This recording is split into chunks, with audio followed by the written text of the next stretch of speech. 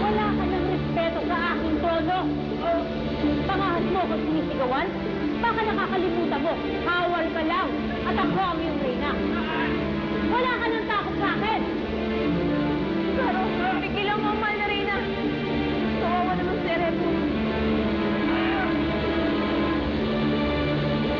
Paano matagal natin siya padidetain dito? Hanggang sa madalas sa korte, non-bailable ang kasong kidnapping 1. Makinig kayo sa akin. Hindi ako kinidnap ni Paolo. Huwag ako sumama sa kanya. And why did you do that, Sheila May? Nagtalo na ba kayo? Hindi! Eh, yun ang iisipin ng mga tao.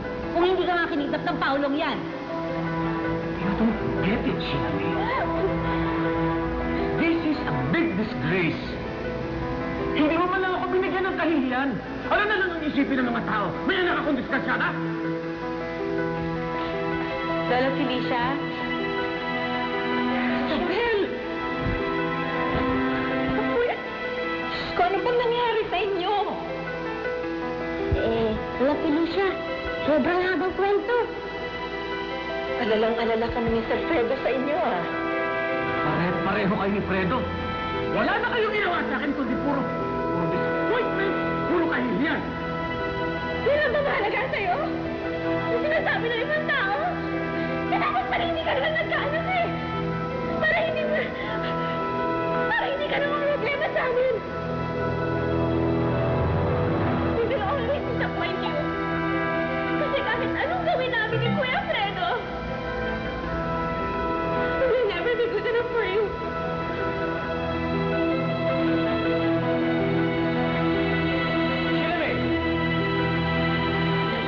Sir Fredo? Diyos ko, kung saan-saan namin kayo hinanap. Hindi siya mapakali. Aba, hindi ko agalain na ganun ka pala kahalaga sa kanya. Narinig mo yung buboy? Opo, narinig ko po. Hindi kaya po kaya ako malayo. Lola Felicia, nasa po Sir Fredo. Nasa taas ka, darating lang. Pupuntahan ko muna po siya. Isabel! Bisita pa siya. Isabel!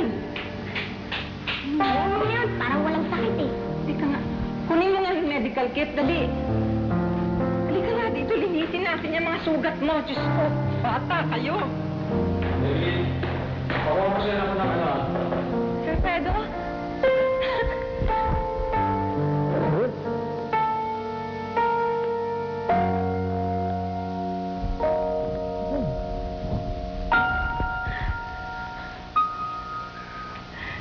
Sir Fredo, ang saya-saya ko dahil nakabalik na ako dito. Masaya rin ako. Anong nangyari sa'yo? Sobrang tagal kita hinahanap. Ha?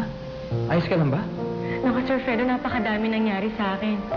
Akala ko hindi na ako makakabalik dito eh. Akala ko hindi na uli kita makikita. Anong nangyari sa'yo, ha?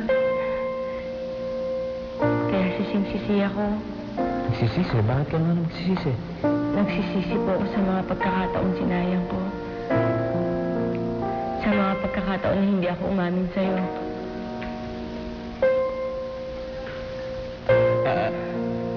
Anong ibig mong sabihin? Sir Fredo, may kailangan po kayo malaman tungkol sa akin. Tungkol sa pagkatao ko.